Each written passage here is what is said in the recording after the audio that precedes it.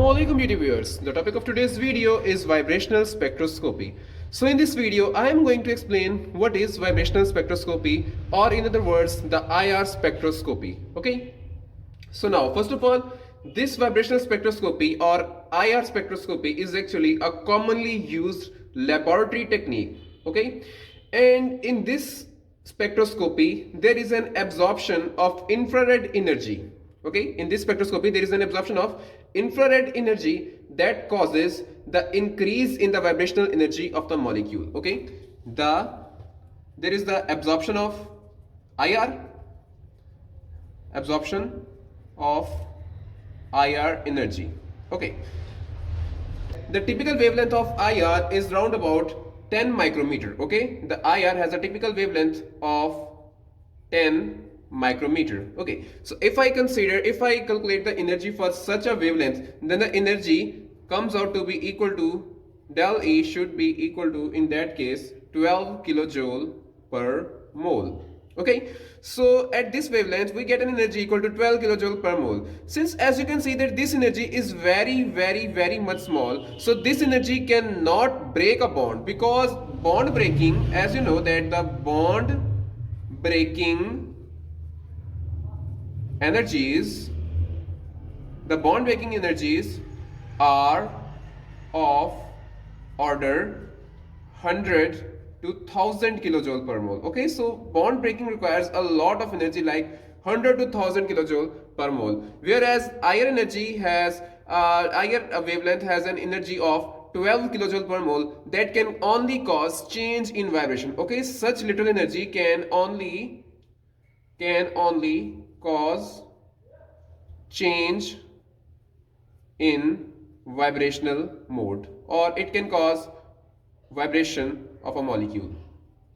Okay, so now consider a diatomic molecule. Okay, consider a diatomic molecule, like if I have this and this, consider this as M1 and consider it as M2, and these are connected by a bond. Okay, so for moving on, first of all you need to consider a simple harmonic oscillator. Consider a simple harmonic oscillator.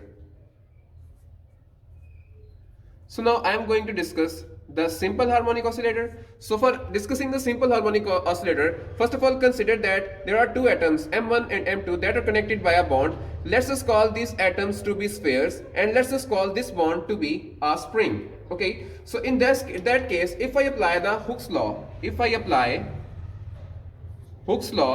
as you know what Hooke's law says, according to Hooke's law, the restoring force is directly proportional to minus x. Okay, and here in that case, if this is r, the length of the bond is r, and in that case I have F is equal to minus k x, and in place of x I am going to write F is equal to minus k r minus r e. Okay, this r is the original length and this r is the equilibrium distance. Okay, as you know that atoms are vibrating, means that this atom and this atom, first they move away and then they come closer, they move away and then they come closer. Okay, so if I subtract equilibrium distance from the original r, then I get an answer x, and this x is actually a part of this Hooke's law. Okay, so Hooke's law, the value of x is r minus re, and F is equal to minus k r minus re. Okay, so the next thing we have, you know the value, you know the formula for the potential energy of a simple harmonic oscillator. The formula for the potential energy is half k x square. Okay,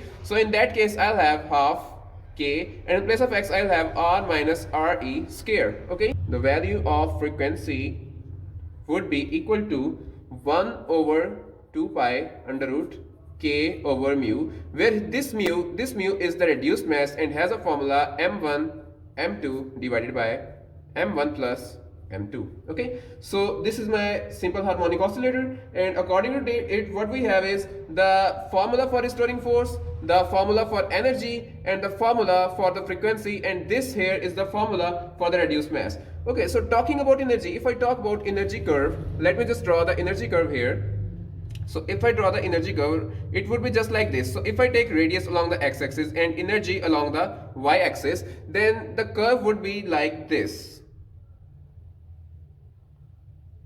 Okay, the curve would be like this, and this here is the RE. So as you can see here, that if the R is the value of R, if the length, if the distance between the two atom is increasing, okay, as the distance between the two atom is increasing, as you can see here that the energy is increased. But if the distance between the two atom is decreasing, at equilibrium the energy has decreased. Okay, so at equilibrium the molecule is stable, so at equilibrium we have an energy equal to 0. And whereas if I compress the atoms, then at this point energy is again increased. So let me just repeat this point, that if I have a larger value of R, means if these atoms are very far apart, and in that case the energy will be maximum because the bond is stretched. Okay, so in that case the energy is maximum. So whereas when I am just compressing these atoms, when I'm compressing these atoms, these two atoms are being compressed, at a point there will be RE, the equilibrium distance. At this equilibrium distance I will have zero energy, and if I compress it more and more and more, okay, if I'm compressing more and more, the value of R is decreasing. As you can see here along the x-axis, the value of R is decreasing.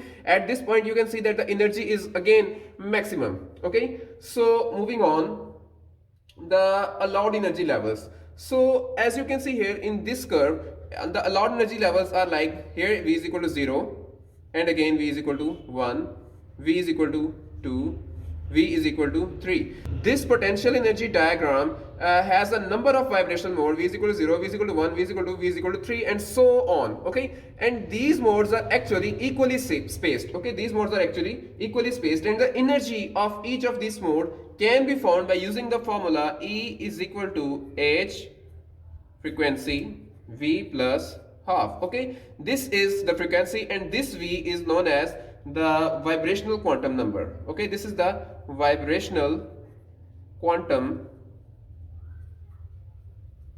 number. Okay, so this V is the vibrational quantum number, and it has a value of 0, 1, 2, and so on. Okay, according to the energy level it has this value. So moving on, the frequency was, the value of this frequency is 1 over 2 pi under root k over mu. Okay, so if I want to change this into a wave number, so what I have to do, I have to divide by c, and again I have to divide by c, and it becomes k over mu. This frequency over c is known as the wave number, and it is equal to 1 over 2 pi c under root k over mu. So if I want to change this energy in per centimeter, okay, if I want to change this energy in per centimeter, what I have to do, I have to divide it by hc on both sides. Just divide by hc here and divide by hc here. Okay, so this E over hc I can write it as epsilon, and this h cuts with this, and V over c is actually my wave number. So here is my wave number, and this is V plus half, and I can write this answer in per centimeter. So this is the energy in per centimeter. So now what we have next is the Gauss selection rule. So according to the Gauss selection rule, the electronic dipole moment, the electric dipole moment of a molecule must change. Okay, the electric dipole moment of a molecule must change as atoms are displaced during the vibration. So let's just take an example of H and H. So consider this first example. Hydrogen and hydrogen are attached to each other. Both of these have the same electronegativities because both of these are the same atom. So in that case, the vibrational mode will not cause any change in the dipole moment. Okay, whereas if I talk about HCl, the vibration mode of HCl will cause a change in dipole moment. So only those vibrations that causes a change in dipole moment of the molecule are said to be IR active. Okay, so electric dipole moment of a molecule must change as atoms are displaced during the vibration. So the Gauss selection rule says that the electric dipole moment,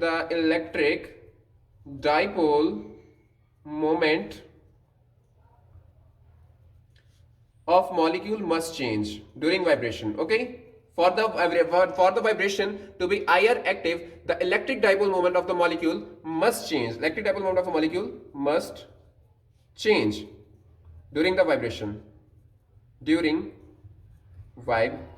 Okay, and the next point I have is, for diatomic molecule, the heteronuclear diatomic can absorb IR. So, and these heteronuclear that have a difference in electronegativities will have a dipole moment, and only these are said to be IR active. Okay, IR active. So I can say that heteronuclear molecules can be IR active. So this was Gauss selection rule. Okay, so according to specific selection rule selection rule. So now I am going to describe the specific selection rule. So according to specific selection rule, delta V should be plus minus 1. Del V should be equal to plus minus 1. Okay, so consider this, del V should be plus minus 1. So this is what according to the simple harmonic oscillator. So in case of simple harmonic oscillator, delta V should be equal to plus minus 1. What does it mean? Delta V should be plus minus 1. That means that if my molecule absorbs energy, then if my molecule absorbs IR radiation, then the vibrational energy can shift from V is equal to 0 to V is equal to 1. It cannot shift from V is equal to 0 directly into V is equal to 2. Such vibrations are prohibited. Okay, so only those vibrations will occur, only those jumps of the energies will occur from in which we have a difference of V is equal to 0 to V is equal to 1, on which we have a difference of plus minus 1. Means that if my molecule is at a vibration at V is equal to 3, okay, when it will lose energy, it will go into V is equal to 2. Okay, it cannot go from V is equal to 3 to V is equal to 1. Similarly, if a molecule is at V is equal to 1 and it absorbs energy, what happens? It will go into V is equal to 2 instead of V is equal to 3. Okay, if the molecule at V is equal to 1 can only go into V is equal to 2, it cannot go into V is equal to 3 directly. Okay, so this is the specific selection rule. Okay, so if I talk about the specific selection rule, there should be a single line observed. Okay, there should be a single line observed in the spectrum. Okay, so as you can see here, that if I have delta V of only plus minus 1, so if I talk about delta V only plus minus 1, so in that case I will have only, let me just move on towards the next page, that in that case what I will have, in that case I will only have del E equal to a single wave number. Okay, so but what happens in case of carbon monoxide? Okay, in case of carbon monoxide, if we take the graph, if we take the spectrum of carbon monoxide, it's just like this. In carbon monoxide we have two peaks. Okay, one peak is at 2143 and the other peak is at 4260 per centimeter. Okay, so these two peaks occur in peaks occur in case of carbon monoxide molecule. Okay, so what happens? Why are there two peaks? Why is a peak at 2143 and why is a peak at 4260?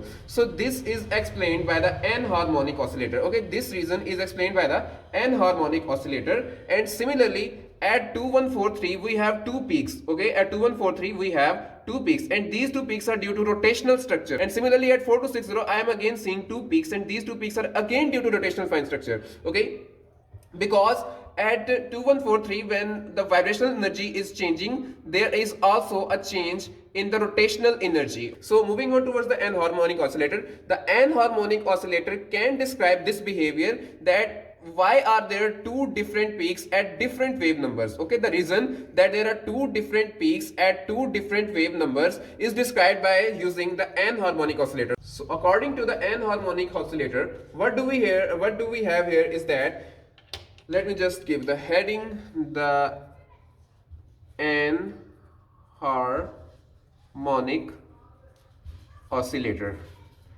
So the anharmonic oscillator is what the case of the real molecules. Okay, so if I talk about the real molecules do not stretch and compress symmetrically, they stretch and compress asymmetrically. Okay, these molecules, the real molecules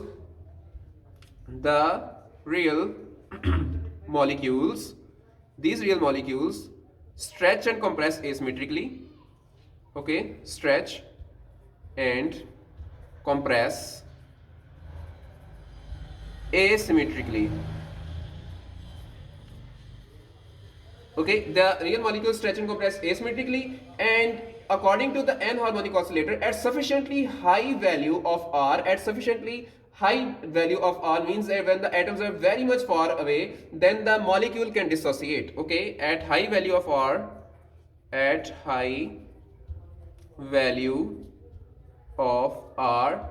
the molecule will dissociate into separate atom. The molecule will dissociate into separate atoms. Okay, so in that case, what will be the energy curve? So let me just draw the energy curve in that case.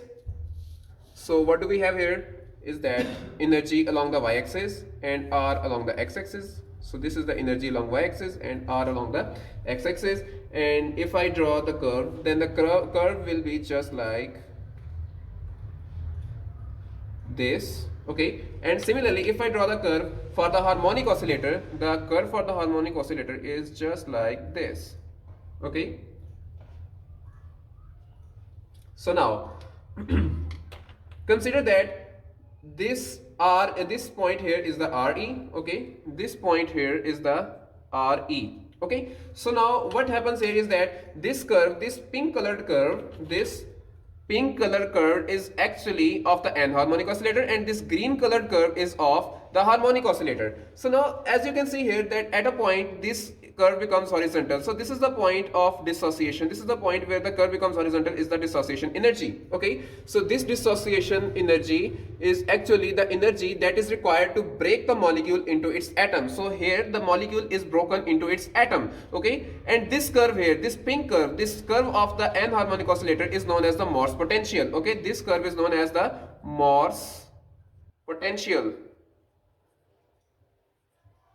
And again, this curve, this green curve is of harmonic oscillator. So I am going to just write it. This green curve is of harmonic oscillator, H for harmonic and O for oscillator. And similarly, as you can see here, that this curve is actually more steeper as compared to this curve. So why is that? So when there are two atoms, let's just say if I have this atom and this is attached with another atom here, okay. So if I have stretched these two atoms very much far away, they will break. The bond will break at this dissociation energy, okay. But if I just stretch them, if I just compress them too close, and at this point RE, there will be the equilibrium distance between the atom where the energy will be stabilized, and the energy will be lowest, okay, at RE. So let's just say that if I have this length between the atoms, this is my RE, and this is the length at which the atoms will break. And now if I compress the atoms further and further, as you can see here that if I compress the atoms further, there will be the repulsion between the protons of this atom and this atom, and similarly there will be the repulsion between the electrons of this atom and this atom.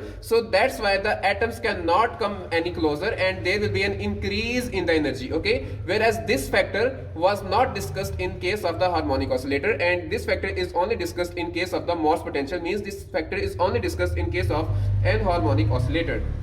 So in that case energy is given by, in case of Morse potential, energy is given by dE 1 minus exponent minus A R minus RE, and what I have here is a square, okay. So this is the formula for the potential energy with bond length, okay. And the dE here is the dissociation energy. This dE is actually the same, this dissociation energy. And similarly, what we have here is A. The A is actually the measure of bond stiffness, and I have just told you earlier about R and RE. So now moving on, we will calculate the allowed energies in case of anharmonic oscillators. So I will now calculate the allowed energies. So for allowed energies, the formula changes.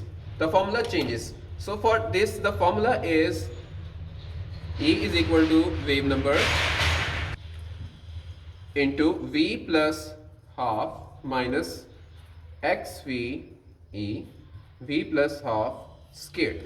Okay, this is the formula for the allowed energies. Okay, this is the formula for the allowed energies in case of anharmonic oscillator. Whereas if I compare this formula with the previous one, with the harmonic oscillator, as you know that this formula in case of harmonic oscillator was here. Okay, so this was the formula before in case of the harmonic oscillator, and similarly in case of the anharmonic oscillator, the formula is just like this. So first of all, I'm going to draw the diagram. The diagram is just the same, okay, and here as you can see I have a steeper curve. So in that case what I have is, this is V is equal to 0, this is V is equal to 1, V is equal to 2, 3, 4, 5, 6, 7, 8, and at this line.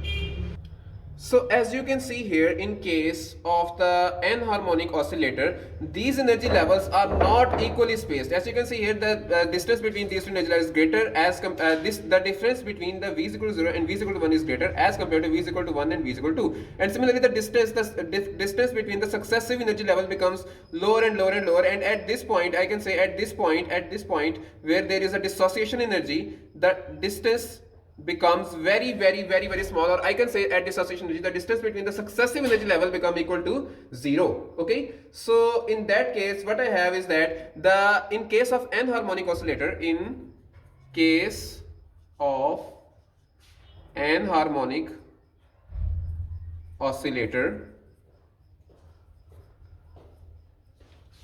delta V can become equal to plus minus 2 or plus minus 3.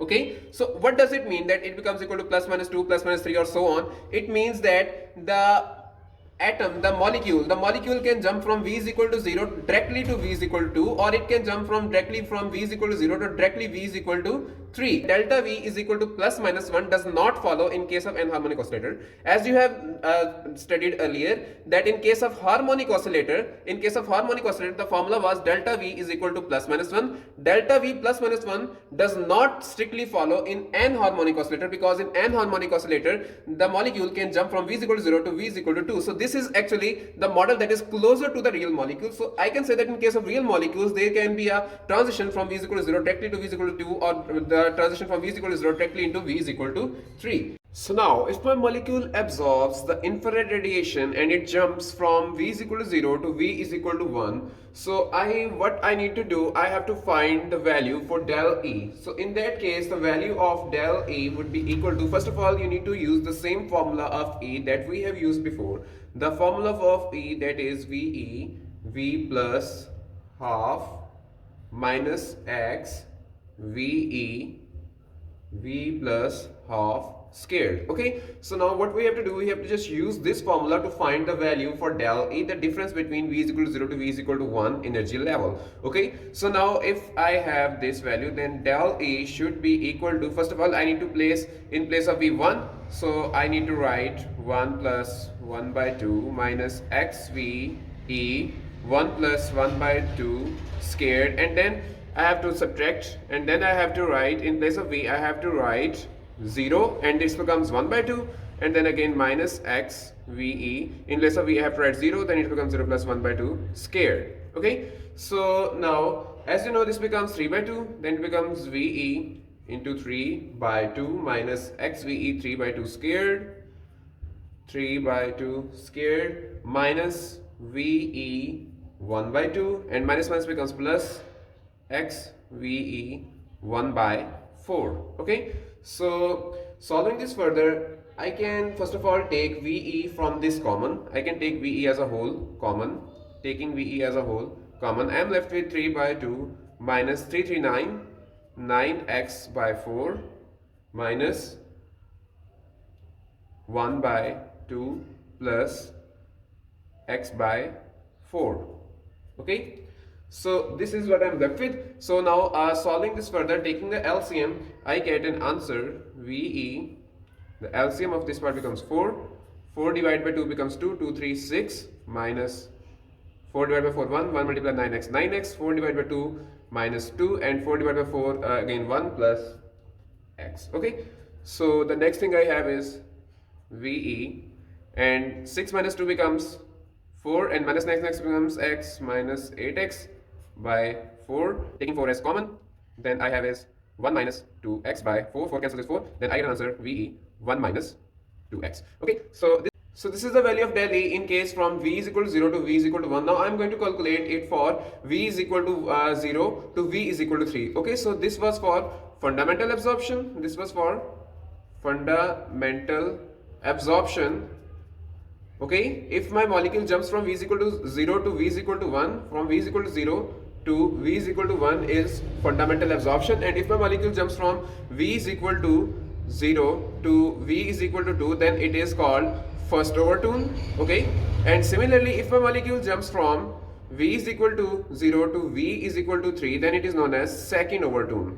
Second overtune. Okay, so moving on towards the first overtune.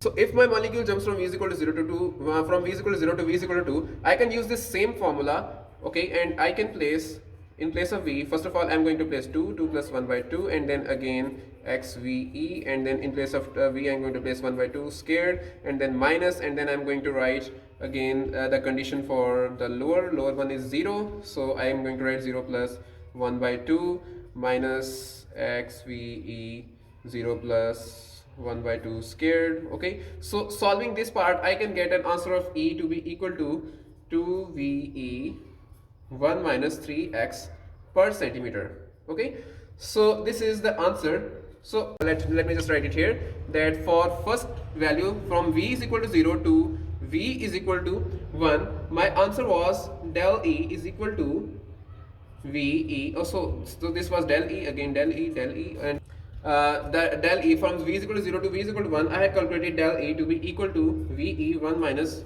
2x per centimeter, and for V is equal to 0 to V is equal to 2, I had calculated del E to be equal to 2VE, as you can see here, 1 minus 3x per centimeter. Okay, the for carbon monoxide, the answer of this part becomes equal to 2143 per centimeter, and the answer of this part becomes equal to 4260 per centimeter. Now you know that in case from 0 to 1 you get an answer 2143 centimeter per centimeter, and in case of v is equal to 0 to v is equal to 2 you get an answer 4260 centimeter. So comparing this with the graph, so you can see here that in case of from 0 to 1, so I can say that this peak is due to the vibration energy, the change in vibration energy from 0 to 1, whereas this peak is due to change in vibration energy from 0 to 2. Okay, so anharmonic oscillator describes the behavior of this graph. Okay.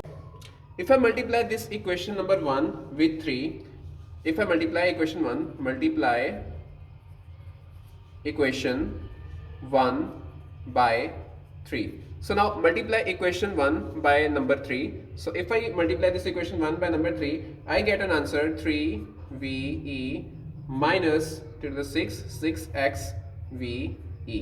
Okay, so this is what I get if I multiply this part, this first equation by 3, and here multiplying 2143 by 3, I get an answer 6429 per centimeter.